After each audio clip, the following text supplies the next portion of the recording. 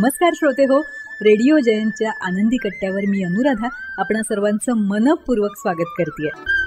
श्रोते हो, आजच्या आनंदी कट्ट्यावर नीता सोनपाटकी यांनी मांडलेले विचार.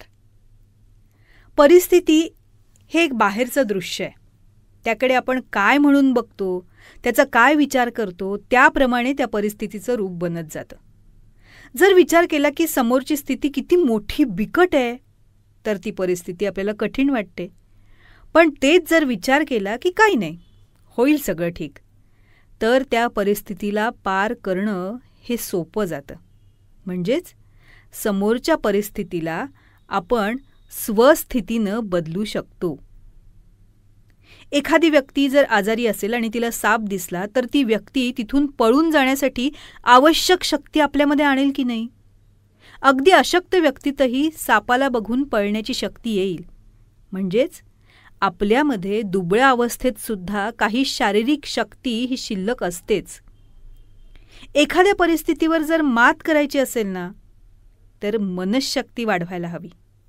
खरं तर परिस्थिती छोटी किंवा मोठी नसते, आपण त्याला विचार करून छोटं किंवा मोठं रूप देतो. जसं एखादं टेबल छोट्या मुलाला किंवा म्हाताऱ्या माणसाला उचलायला सांगितलं तर ते त्यांना कदाचित शक्य नाही होणार, पण तेच जर सशक्त युवकाला सांगितलं तर ते सहज शक्य होईल. आता टेबलाचं वजन तर सगळ्यांसाठी सारखं आहे ना, पण शारीरिक शक्ती कमजोर असणाऱ्यांना ते जड वाटणारच.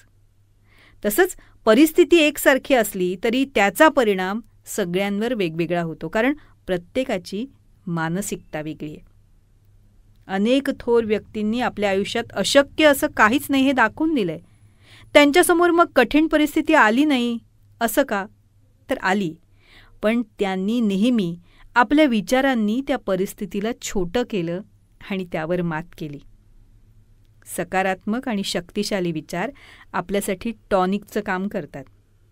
परिस्थिती भयानक असली तरी विचारांच्या माध्यमानं आपण त्याचं रूप बदलूच शकतो. विचारांवर आपली पकड चांगली असायला हवी. मात्र सुखदुःखात मग समस्थितीत राहण्याची कला आपण आत्मसात करू शकतो. सुखदुःखात मनाची स्थिती जर हलत राहिली तर मग मन शक्तिशाली कसं होईल?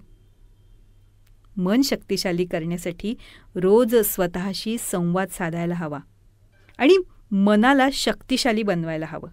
रोज आवर्जून स्वतःला चांगले विचार करायला भाग पाडायला हवं. दुबळे संकल्प येत असतील मनात तर त्यांना बदलायला हवं. जसं बोटात एखादा काटा रुतला तर सुईच्या टोकानं आपण त्याला बाहेर काढतो की नाही, अगदी त्याचप्रमाणे वाईट विचारांना चांगल्या विचारांनी बाहेर फेकता येतं. श्रेष्ठ विचार, चांगले विचार हे एका ब्रह्मास्त्रासारखं काम करू शकतं वाईट विचारांसाठी. म्हणूनच आपली मनःशक्ती वाढवूया. जीवनात आलेल्या प्रत्येक वाईट परिस्थितीवर आपल्या मनःशक्तीनं मात करूया. तेव्हा श्रोते हो, हा होता आनंदी कट्ट्यावरचा आजचा सुंदर विचार. तुम्हाला तो कसा वाटला याविषयीची तुमची कमेंट बॉक्समध्ये नक्की लिहा. आणि त्याचबरोबर रेडिओ जयंतचे दर्जेदार कार्यक्रम ऐकण्यासाठी रेडिओ जयंत लाईक करा, शेअर करा आणि सबस्क्राईब करा. रेडिओ जयंतचं सबस्क्रिप्शन फ्री आहे. आणि त्याचबरोबर नोटिफिकेशनसाठी बेल आयकॉनवर क्लिक करायला सुद्धा विसरू नका.